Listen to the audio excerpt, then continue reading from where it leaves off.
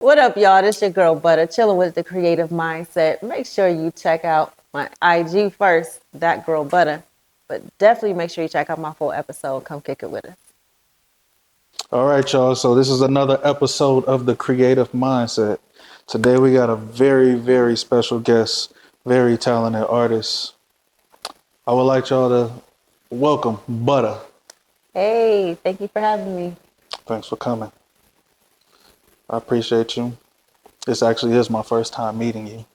You know, Yes, it sometimes is. looking at people IG, you could kind of have a connection to where you feel like you know them Right. just from watching on Instagram. But it's nice to have you in person. Likewise. Likewise. I'm glad to be here. Thank you. I'm glad to have you here. So I'm gonna ask you something silly, but it might not even be that silly. But in your profession, how many name tattoos do you do a year? You know, it slowed down because I stopped Hey. taking a lot of them. It slowed down. I cannot said you tell you stopped how taking them? many I did. I will turn some down. Sometimes I'm just like, whatever, I'm not gonna do it. Sometimes I'm just like, okay, we'll roll it out. I'm just gonna go ahead with it. But yeah, I stopped doing them so much. It's irritating. Number one, I love what I do. I'm a creative, so I want to do a dope piece. Right. If you be like, oh, I'm so excited for this tattoo. I want a name. You be like, great. Okay, that's it? That's it? Like, can I do a pit? And then it's like, who is this? Because now I'm going to do a real nice, clean name. It'd be all neat. And then you come back like, I need to cover it up. So yeah, I don't want to cover my work. It's irritating. I don't care about how much money they got to pay to cover it. It's like, no, just find a symbol or something. No. Is that since we jumped off on that, that's a good question, bro. I Like, had to. It was. I seen something, Trey Ninder from Indianapolis, tattoo artist. I That's my follow. homie. Yeah. I love I gotta get a Amani. tab by him. Amani's dope. So he has said it's disrespectful to me for you to tell me how to tattoo you. How do you feel when people come in with an idea, but you be looking like, because Taji even said it with the haircuts the other day. Like, I'm trying to make you look your best. Right. Yeah. Back in the day, just starting, we tend to copy paste, do whatever somebody asks. You're just excited to do some work and touch some skin. Now you be like, no. Because the thing is, if we don't feel it, we can't execute it. So you got some little stupid idea like bags of money. How many bags of money do I need? Are you really getting money? Should we really do this? You know what I mean? Like, it's just really, let me find something on Pinterest and be like, I want that right there. You be like, that tattoo look like doo-doo. Like, I'm not doing that. And they be like, but it's so cool. It's not. It's not. Just let me do my thing. And you have to allow you chose this artist because you love their work. So now you have to trust them to do what they do best on you. So yeah, it is like way disrespectful to come in here and try to control my hands on how I'm going to execute something on you. And it's your body, but when you give an artist the basics, the foundation of the tattoo, now you have to trust them to do what they do. So now you still have input, but you got to let us rock that out because the ideas be dumb. So how long did it Straight up. take for you to get in that groove to where you are like, I'm only doing this and pushing back against the client? Like, that don't make sense. It took a lot of my mentors to talk to me to learn how to navigate through that because in the beginning, you're scared to lose clients. And then you're like, but I just want to do art. Like, I just want a tattoo. Like, no, it's bigger than that. And for me, it's more, it's a part of my purpose. So now it's like real personal. So I have to put a piece of me in there. And so it just going to the Black Tattoo Experience. I'm going there next week. And being around a lot of the people that inspire me, we kind of discuss those things, not just being Black artists, but, you know, the different trials and things we face. And that's what we talk about. So I would say within the last 2 years is really when I really, like, you seen the big change of doing that? For sure. Within the last 2 years. I was like, enough is enough. We're not doing it. So this space, the creative mindset, we focus a lot on creativity for sure. So you're the perfect person for the creativity bag. We seek vulnerability. What it all depends on your comfort level. But Walk us through what it's like on those days that you don't feel like it. Because earlier when you were talking, well, not earlier, just a second ago, when you said, if I don't feel it, I can't execute. And I understand that as an artist. So when you have, let's say, a couple of appointments for a day, but you wake up and you're just not feeling your best, it's like, ugh, I don't feel like it. How do you navigate through that and get to it?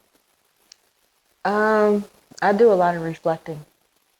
Because there's going to be days where you wake up and you thought you were ready for it and you realize, nah, I just can't pick myself up. And I have a lot of those, I call them being paralyzed moments in the morning.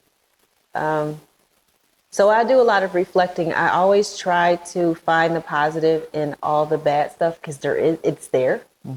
And this comes with learning this through life, you know. So I'll say like, I'll tell myself, all right, well, number one, you got to get the money. Number two, you made a promise, and I'm big on my word.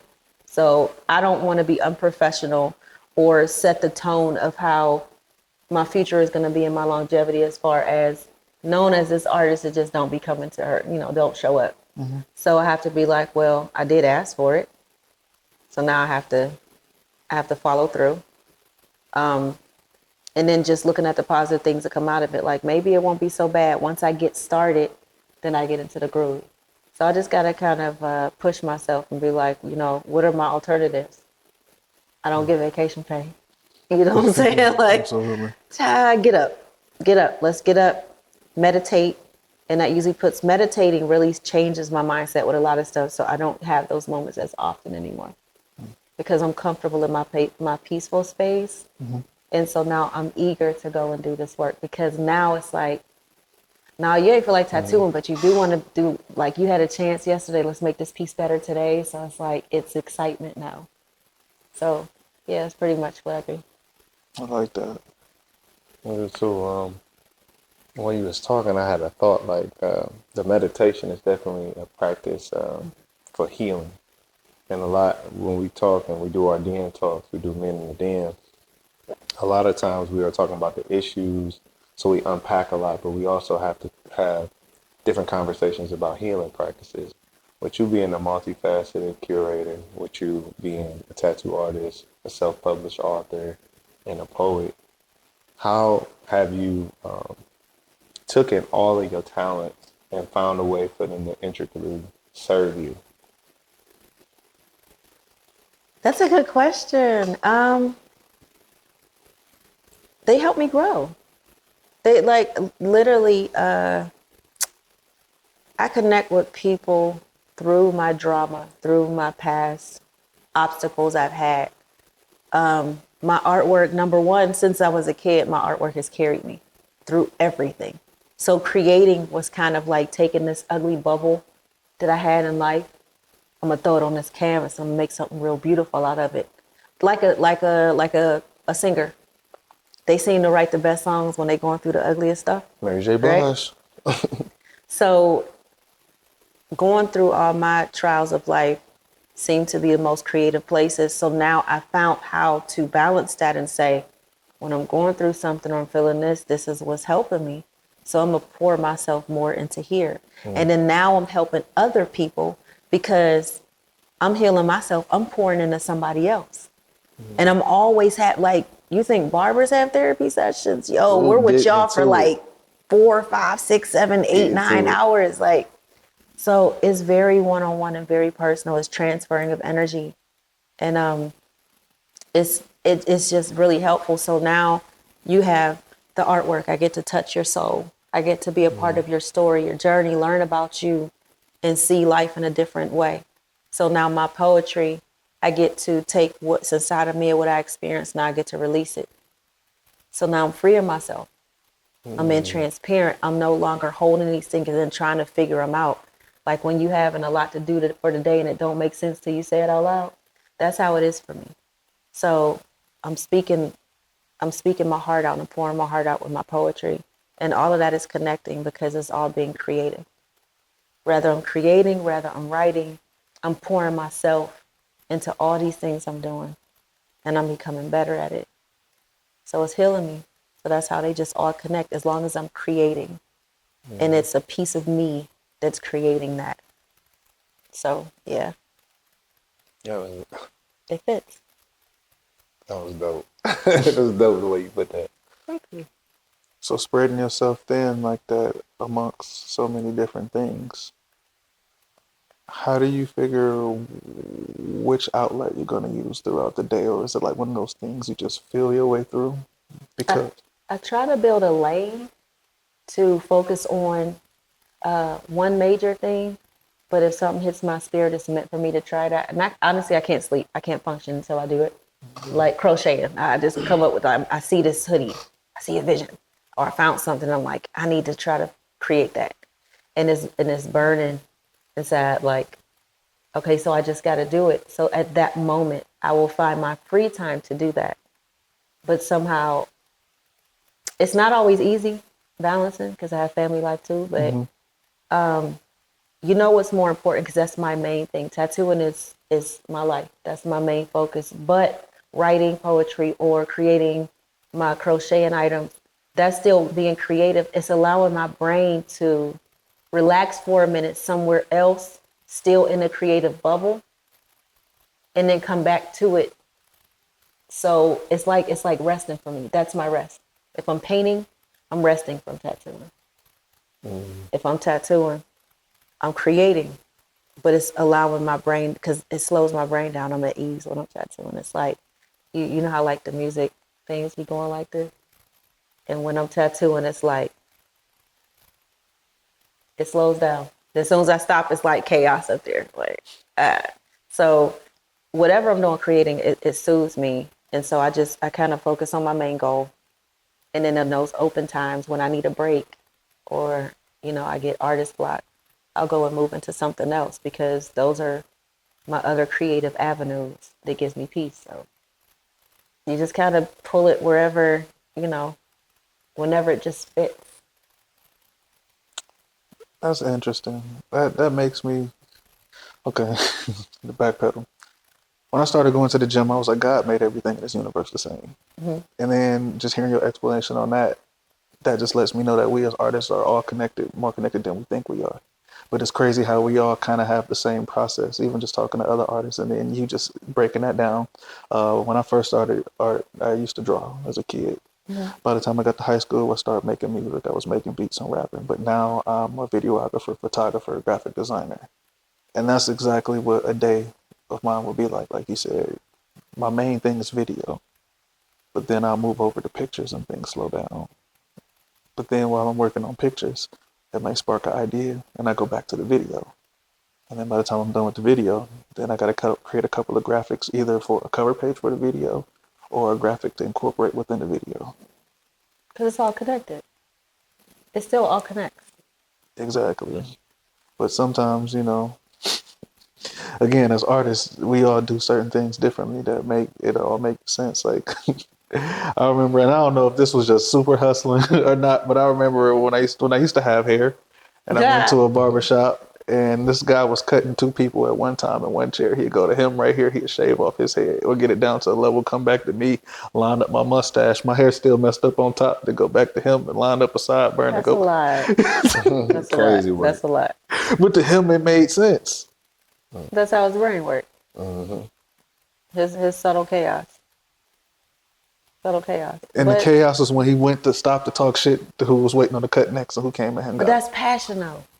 He's in his comfort zone. He loves what he's doing. So it's still connecting. You know what I mean? Like, if you want to do some graphics and then you move back to the video, you're still creating. You're allowing your brain, instead of staying stagnant because you're stuck on this right now, you move over here for a second until you process what you need to finish over here. And that's how that works. There's days where I can't think of not one creative piece to make. So I crochet. I just made something. I still created something. Keeping my hands busy and my mind busy is where it's at. But as long as it's not like, I'm not going to go off and start trying to open up a bakery or nothing like that. You know what I mean? Like, I'm still going to stay in my lane. I think when people start stepping out and doing stuff because they don't know what to do, that's when it becomes chaotic. Like, I just see somebody doing this. Oh, that's a great idea. Let me try it. That's not your passion. You could try, but you're wasting time because you can't break yourself up and put yourself 100% in 10 different things, that's just 10%, right? So you have to, that's not really building and making something better. So when the worlds collide and they make sense together, what you do matches. So you can still put 100% in what you do because it all connects somehow. So how long ago did it take you to realize that tattoos was your passion? When I touched the machine, It wasn't even looking at it and wanting to try it. It was I wanted to see it when, okay, so I always wanted to do, as a kid, I used to draw myself, but I just knew art was me. I would draw whatever type of creative things I could do, I was doing that. I was into tattoos, but it was like, my family ain't like it. Like, how can you really say I want to be a tattoo artist? Like, you don't. It hit me the day I watched Biker Boys. Biker boy. Yeah, Megan Good. I actually so like Megan that Good was Biker that Boys. chick. Okay. She remember because that her now. part was big, but it wasn't. But that was what I saw. She stood out like a spotlight to me. She was this beautiful black woman that tattooed. She was the go-to chick. She was respected. She gained the respect of the guys. Like, you're in a male-dominated industry. On this movie, you have this black female rocking out all the tattoos for all the bikers. Like, it was so powerful. And I was like, for that second, I saw myself. And I was like, yeah, that's me. That's me right there. And then years later, of course, going through life, I was able to do it. My best friend just kind of pulled me in, showed me a couple things, and it took off because I was known for my art already. Okay. So anything that I did, people was like, about time. What else you got? Let's go. And I was well supported. I don't have real ugly stories of hater. And like, everybody got a hater somewhere, but I have a lot of support. Was your best friend a tattoo artist as well? He was. He did my cover up. Yeah, that's how I met him. Was it a name? My cover up. It was. Hey. It was. I was the yes girl. Don't challenge me. I'm gonna do it. You ask it, okay? You think I won't do it? Watch me. That was me. So yeah, I was like 18, 19. Got a name. Was mad the next day. Got grown and was like, yeah, this need to go. It was a tramp stamp too. That was the worst. That was the worst. I don't know why. My damn sisters. God dang it. That's a hard. That's what was popping at the time. I'm about to say. No, that was terrible. So yeah, Chris Brooks. Chris Brooks. Shout out to Chris Brooks. Chris Brooks. Yes. I do want to stay in that pocket when you were speaking about being in the male-dominated industry. So as a woman coming up in the industry and that you are coming in new and you're fresh, and we call in our industry green, how did you adjust to men being chauvinistic, hypersexualizing? Because this is the things that, sometimes us brothers don't know when to say, hey, man, this is a woman, this is a professional. Preying on you, trying to take advantage of you. How did you deal with navigating those barriers? Because I'm sure some of those things happen. Oh, I still do. I don't think it's ever going to stop. It's just unfortunate that's humans. It's humans. Like, it's annoying, but it's like, okay, now that I know this is what they do, which is unfortunate, I shouldn't be thinking that way. I'm going to adjust and learn how to shut it down quick. First you try to be nice. Again, you don't want to lose a client. You want to be nice. And I'm nice to everybody. That's the problem. I'm too nice. I'll talk to you. How'd that make you feel? How's your family? What'd you go through? That's customer service. I'm just that. Everybody knows me to be like this sentimental person, all therapeutic and nice. And people that are missing something in their life take it the wrong way. And or have bad intentions with it, and they try to feed off of it, milk it. And then you got to be like, bruh, stop. And it's that because they'll stop coming to you or cancel or something because then they'll try to offer, hey, so I'd like to take you to dinner one day. That's not what it was. You were just my client. I'm sorry. All right, so just like with anything else when we growing up, we have to establish and maintain our boundaries to protect ourselves. Within this industry, speak to some of the audience about if they want to be your client, what are your pet peeves? Outside Respect of the me. names. Number one, respect me. I am not just a tattoo artist. I'm a female. I am a Black female tattoo artist. And we tend to we talk about other people being privileged, but we behave that way. It's the contradictory. It's the stereotypes. It's all of that. We tend to, the public tends to put higher standards on us, number one, which is annoying because you'll expect more from me than you would support like a major company. You don't even know Gucci. You don't know who he is. You ain't never met him. But you'll brag and spend money with them with no questions. Complain about your customer service. Walk in the store, ain't nobody spoke to you, but you so ready to brag about this name brand so people can see you. You still want to do it. And how many times if you went to McDonald's, they screwed up your order and you still go? Right? Bonafide. Black business. Male-dominated Black business. You walk into my studio, immediately you expect me to do all this stuff and be perfect. You make one slip-up mistake. You greet them wrong one way, or you try to tell them how things go. You want your deposit. And all of a sudden the rules must be different because I look too much like you. I'm your sister. I'm not your sister. You didn't grow up in my house. Respect me as a business. If I have rules and policies, I'm going to have good customer service. And I understand every business isn't worth that, but I pride myself on having great customer service, doing my best, but I'm not perfect. And the standards they have for that is just ridiculous. But you also have to reciprocate that energy you're trying to get to. You want me to be professional, come at me professionally too. Don't have your kids calling me like, yo, what's up? How much for that? Like, that's not how I work. You know, your deposit, I'm not coming today, or I didn't call you, but I want my money back. Sis, it don't work that way. I'm not the Marriott.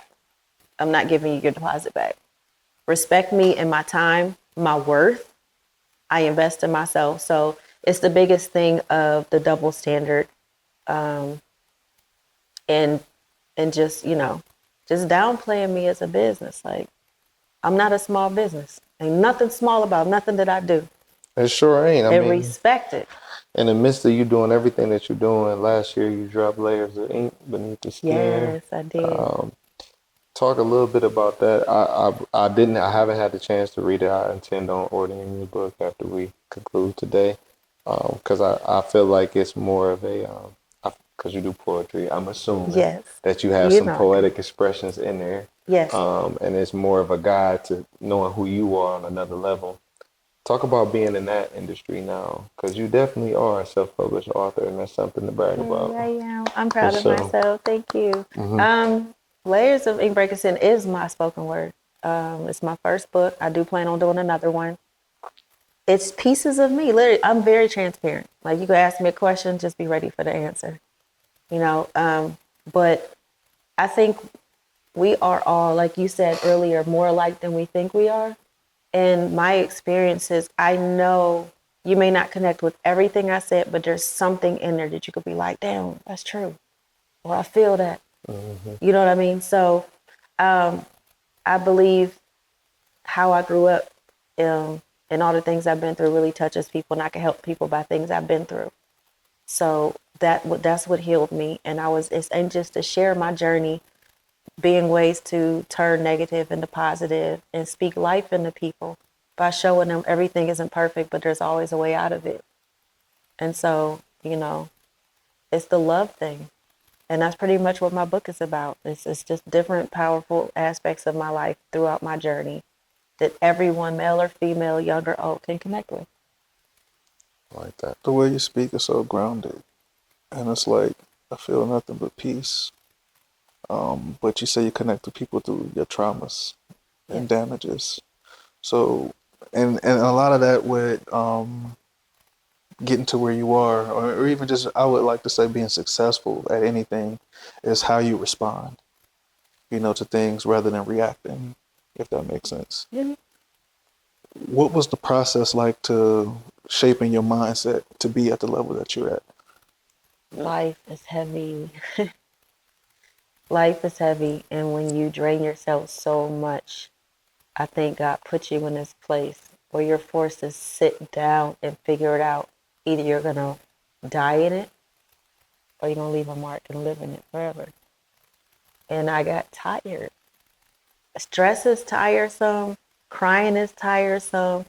Bearing on all the negativity is just a dark cloud, and no one wants to be that all the time.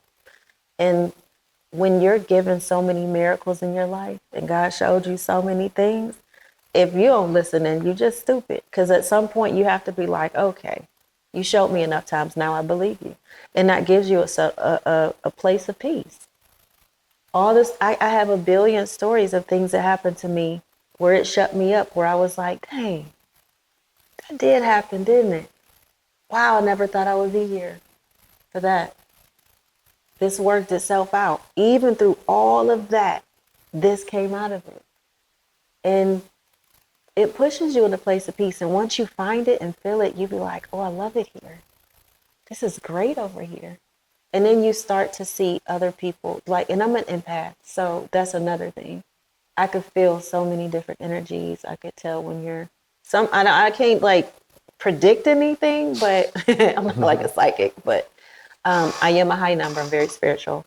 I am a high number, and I do feel a lot from people.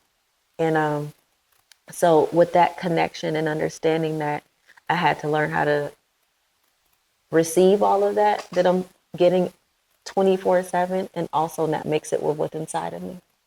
And once I got there and got it down packed, it was like,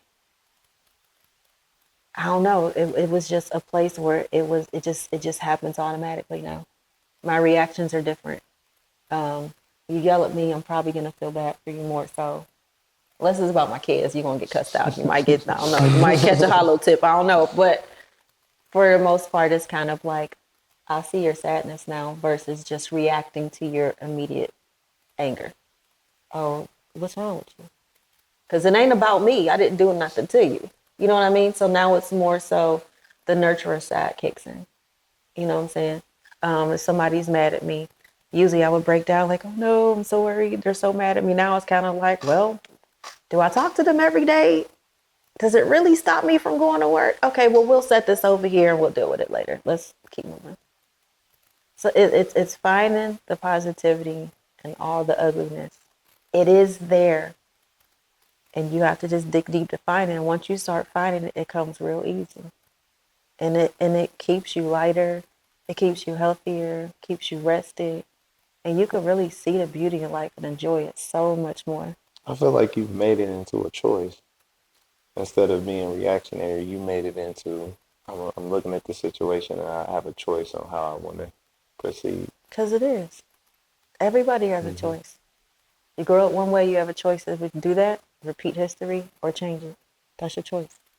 And I choose to be happy. It used to be on my finger, but that's not a good spot. So just so y'all know, don't come asking for stuff on the inside of the finger, the hands, bottom of the feet. But yeah, I choose happiness because you have a choice. You have a choice how you react. You have a choice how you respond and do things, what you say. And your choice has a reaction as well. Everybody has a choice. And I choose to be happy. I choose to be peaceful. It feels better. I'm fine with that. It's good. It's like it on this side of the tracks. You say you incorporate a little piece of you in every piece that you do. Tattoo, that is. Do you have a favorite piece that you've ever tattooed? Or like after you finished, you looked at it like, wow, I did that. You better make sure you take care of this tattoo too. Oh, I do that every time they leave. Because everyone is a piece of me. We've exchanged energy. That's why I think it's really careful who you choose, who touches your hair, who does your tattoos, who you come in contact with on a daily. That energy exchange is real. And so I do leave a piece of me with everyone. That's why I like to talk to people, get to know them. It's hard to be judgmental when you learn so much about the world and what people have been through. So then what is the process like in order to get a tattoo from you? Because we talked about what you didn't like, how not to book with you. Yeah, what don't is be ratchet, what is the please. appropriate process to book with you? Well, number one, read. Okay, because when they find my, you have my example, my Instagram, TikTok, whatever you go to, it has a link. The link has a website. Okay, it also has a phone number, and it says text or call for info. if you go on my website, it breaks down a lot of details about how it is to book with me. Don't call me and say how much for a name. How am I supposed to know what I'm doing? So just number one, read. Reach out to me. I'm old school. I'm not a fan of the apps because I'm not going to tattoo everybody that requests me. Or I want to find out if you're for me or if I'm for you, because I'm not about to argue with you about what I'm doing. And I like to keep my peace. I don't have any drama in my shop. Never have in the 4 years I've had it. So reach out to me, text me or call. If I don't answer, allow me time, especially touring, to reach back to you. I'll discuss what you want. We'll pick a day, you make a deposit, and you locked in. We're going to do that thing. I don't always do consultations because I love to read energy. I may create the piece ahead of time. We'll confirm that when you see me in person because that works out better for me. I'm not wasting my time drawing nothing and changing it when you come in. I think that's almost about to be the standard on Creative Mindset. Bro, we 3 interviews in, and every single person said that in a different way. Said, I'm not about to be chasing no money. I'm going to take what I want to take. I'm going to do what I want to do, but I'm not about to sit up here and do it just because you want me to do it. That's why I nodded when she said, I got to see if we even going to work together because I turned down money too. And he the first one to say it too. He'll get a shoot or something. He'd be like, bro, I'm not doing this. I'll refund your deposit just so I you don't don't got a send bad money name back, off me. and I had one chick I sent money back to for the first time. I was like, yo, I don't even do this, but you could have it. Every penny. I might even tip you. Leave me alone. She drove me bananas. I was like, I am not your best friend. You will not be texting and calling me all day going back and forth about this little stupid picture. And it wasn't even nothing big. Like, I see if she was getting like a sleeve. She bringing me thousands in. Little design, and she's asking for something impossible. And I had to stop the conversation like, yo, are you an artist? Did you draw it out? Do you have this already made? She's like, no, but I spoke to other people, and this one guy was willing. He didn't give me any problem. I said, so why ain't you talking to him then? Go, ma'am, go. Here's your money back. Weirdest thing. I said, here's your money back. You go ahead over there, boo boo. Good luck on your journey because it won't be with me. That's about this the end of the road for you with me. I won't do it. And I'm okay with it, with a clear conscience. Yes, I felt relieved. I will take the whole day off. I'm not tattooing me. I'm not. And I won't stress myself out over it either. Everything falls together the way it's supposed to. When you have a passion, everything follows with it. When you're doing it for the right reasons and you're really trying your best, I honestly believe everything eventually will fall in line for you. So my money will come, the right clients will come. If I continue to love what I do and challenge myself every day to be better, I'm not worried about it anymore because it's proven itself to me. So this is kind of like one of those questions that we ask everybody. I think it's going to be one of those questions we ask everybody just because I'm curious. What advice do you have to the young, aspiring Black girls that would like to be tattoo artists? Number one, it doesn't come overnight. Earn your time, earn your bench time. Whether you're self-taught or have an apprenticeship, I wish I did because there are some detailed things I would have loved to learn more. But you have to apply yourself. It's an investment. It looks like quick money, and it can be, but quick money isn't longevity. So if you really love it, live it. Live it. We don't need to see your booty on the camera just to show me that you could tattoo because I ain't seen no artwork. When you really want to talk to somebody, go talk to somebody and be ready. Show them you're passionate about it and do your time. Practice. To me, that's it. Really pour it into yourself because it can happen. It's a good world on this side of the track. I love it I over feel like here. that needs to be a hashtag. I love it over I here. love it over here. I love it on this side of the track. I got another little silly one. What was because everybody, well, not everybody, I can't say everybody because I don't know everybody.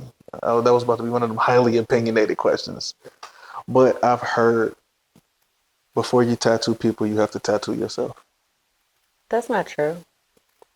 Have you ever tattooed yourself? Oh, hell yeah. What was your first tattoo you tattooed on yourself? This flower. This flower right there is terrible. And I did another one. Then I started covering it up. I did this whole arm. I did my whole arm and my shin, my Even the foot, back? and my calf. Yeah, How you I do did it. that? You was in the mirror? I was like this. I recorded myself. I was sitting there like, I did my stomach right here. You fly for that. I did my calf, Right. my shin, and my foot. I did anything on my left side. You fly for that. Thank So you. I So you remember when right-handed. Yes. Okay. my sister first got a tattoo gun and she went to explore tattooing. That's who taught me how to draw when I was a kid. And I tattooed the top of both my knees. That's the first go-to place people do. A week later, they disappeared. You was scared. Yeah, you definitely was sitting there like. To not me, really I doing thought it. I did a good job. Week later, Nah. they was gone. I was patching them up. I was cleaning them, You putting was my little scratching A and D yourself. on them. You was scratching Yeah, yourself. they disappeared. I was sorry. My son tried that. His was gone too. Yeah, that's not working. Yeah, I don't think everybody needs to tattoo themselves. I don't think it's necessary. There's a lot of artists that's against it. Mythbusters. Amani hates it. Amani hates it. You ask him, he'll tell you, no, I hate that. Have you're an artist. You know, quality artists. Have the artist execute a dope piece for you. You don't have to do it. I think it's fun. I know exactly what I want and how I want it. And so if I know I can execute this, I'm gonna do it. Right. It's not. It was practice when I first started because I just wanted to do something. But after that, it was like, no, I know exactly what I want and how I want it. So I'm gonna do it. That's and then I'll go to confidence. somebody if it's. I'm particular about who touches me. So there's certain people I want to do pieces for me. So there's a lot of artists that don't have them. They won't tattoo themselves. Yeah, I probably would have never did it if I got into it. Yeah, I'm gonna do another one. I just did one in Vegas. Because I got a story behind every tattoo. And I like I like all my experiences that I had with my artists. So I definitely feel what you were saying when you were talking about energy transfer. Because I went back to certain people because I like the vibe, I like that conversation. And I like the feeling that I had when I left. It wasn't necessarily about just having a new tattoo. Right. I feel like we should do that before we get off camera, bro. Show our first tattoos. Show our Your first first tattoo? You can't even see mine. Because we always get on here with, it ain't summertime, so I ain't We got, don't show tattoos. we don't. I got some. I got one. I'm not- show to the camera. I have a lot, but my I got first one one. is now gone. It's gone. It's gone. It's never coming back. Is that the name? Yes. Yeah. Oh wow, Yeah.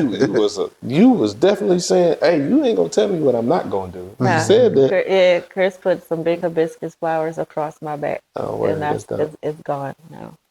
So, yeah, my first cover up piece will be. I mean, my first personal one I did myself will be right there.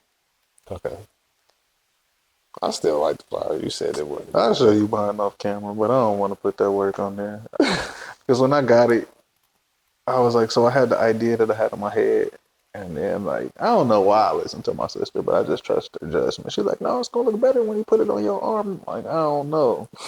Them wings ain't looking how they supposed to. Them wings ain't winging. They You can't feel fly. me? Then I was like, the L don't even look right, so we changed the L, and then it was like, man, I don't know. But then the detail that was in the wing, I'm like, all right, he doing was crazy. That detail only lasted about a year. It was gone, but nah, I ain't really that proud of that tattoo. And then it's funny when you say each tattoo has a story, and that's a fact. Every tattoo does tell a story. But my last 5 tattoos have been all by the same person, and that was the first black person that tattooed me.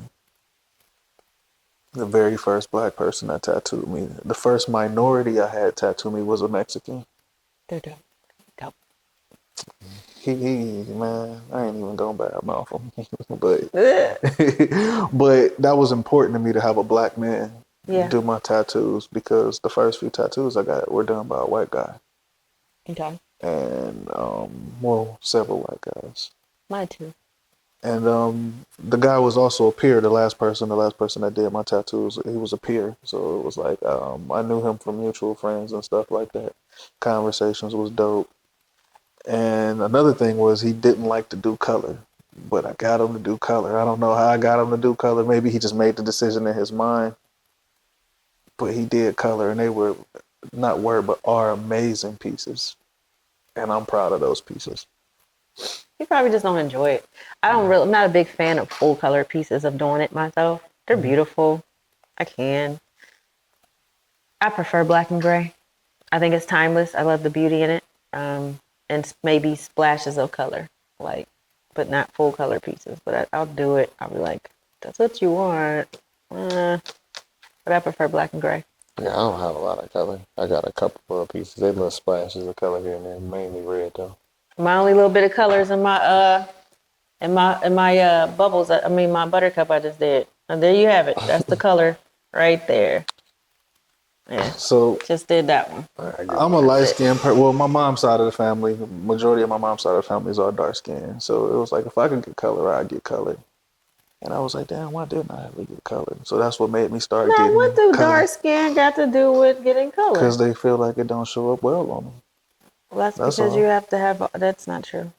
Well, again, we come from a point in time where there's a lot of myths to be busted, which is why Right. I asked you about tattooing yourself, as well as I feel like right now, within these last 5 to 10 years, where tattoos are you're seeing the best work ever.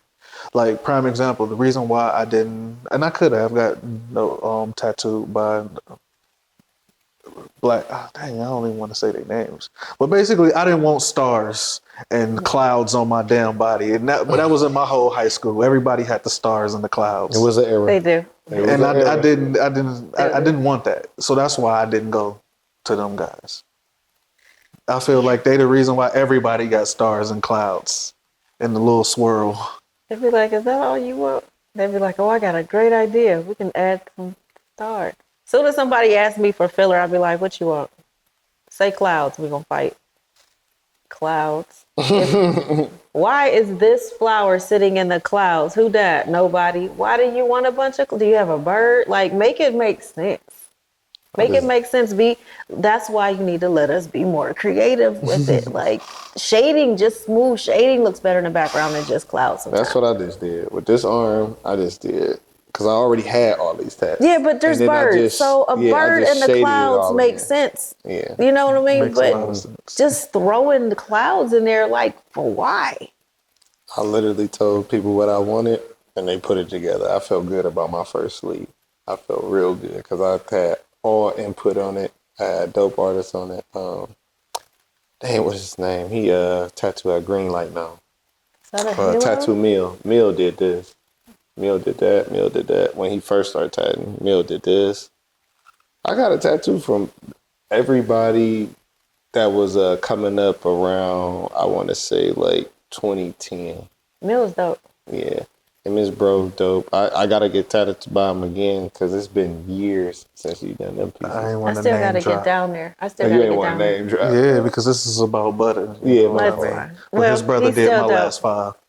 It's still, they're still dope. No, they're real cool people. I never got a chance to really get to know them, but I met them at a few times through networking events and things like that. I just went to, the Artist Life event. So I have high respects for people that are great. I give them their flowers. They're everybody. Somebody asked me, what was the one of the celebrities you've done? I said, what do you consider a celebrity? My friends are celebrities. Like, these people, you ever meet somebody and be like, oh, they're not as dope as I thought they were. My friends are dope as hell. So yeah, when I see somebody real dope, I'm gonna let you know, like I'm a fan. I got hit to you because because wife, my Dom's husband is my cousin. Okay. Yeah, so he actually was the one that told me to approach you and ask you to Shout do the out pod. to a crew. Shout out to Love Ties. Right, That's my right. family. But before we get up out of here, I do want you to shed some light to your tour and what you got going on. Oh, yay. So I did just do a feature. So y'all missed Philly and Detroit. I had a poetry feature in Detroit and then followed up to my convention. So I tour all year, mostly with Ladies of Ink. You can look up and follow Ladies of Ink Tour to see the different locations and find us on there. But my page is That Girl Butta. But my tour is all the conventions. So far, you'll find me in Baltimore tomorrow, Baltimore, Atlanta, Chicago, and then stay posted to my page, and there's always a spot. So you can always either reserve a spot with me, you could text me, and we could lock in an appointment for that city. or you could show up and hope that you get a space. But it's really fun. No, the conventions are dope as hell. Sometimes I guest spot at different shops if I have an overflow. And yeah, the tour is awesome. So come support, the Black artists. 'Cause, a lot of those conventions were made for a different shade. And we are starting to change the face of that, which I'm really proud of. For sure. I'm very, very proud of that. So it, like Detroit, the Motor City Tattoo Festival was known to be one-sided. It was 5 Black artists there. 10-year waiting list. I'm one of them. Hey. It's a dope feeling. So just the simple fact that we are now starting to mix that and change the face of that. And I love the fact that I'm gaining respect. Like I earned it. I ain't sleep my way nowhere. I have nobody have family that just kind of threw me in there. Like I really, hit pavement and earned my way to where I'm at. And I'm really proud of that. And I hope to one day be on a big enough platform to set the pathway for other Black women and Black men to do that. So I'm trying to get in a position so I can have that pull to be like, no, bring them in, let's go. We're going to change that. And then show my sons. I have 3 young Black men, so I need to show them how it's done and leave a mark on that. Staple in the community, y'all. One of the coldest, Butta. We appreciate you. Thank you for coming through to the Creative Mindset. Thank you for having me. Tell them people where the studio is. Tell them where they can find you on Instagram. Ink Therapy Studio. It's 25780 Miles Road. I'm behind Big B Coffee in the Zeppies Plaza. But you got to call. I'm appointment only. Instagram, that girl Butta, that girl Butta, or just follow. Go to my website, Ink Therapy Studio. All my information is there. Just go down, click my IG, and come see me. And don't forget to read when you get on the website. Please read. Read. No yes, please read. But I also do have every second and fourth Saturday of the month, Lift Every Voice host poetry nights at my studio. Every second and fourth Saturday of every month consistently, whether I'm here or not. You can come out, get a dope vibe at Ink Therapy Studio and pull my card and then you get a tattoo later. Hey. Give it up for Butta. Thank you. We'll see y'all in a minute. Thank you, Queen.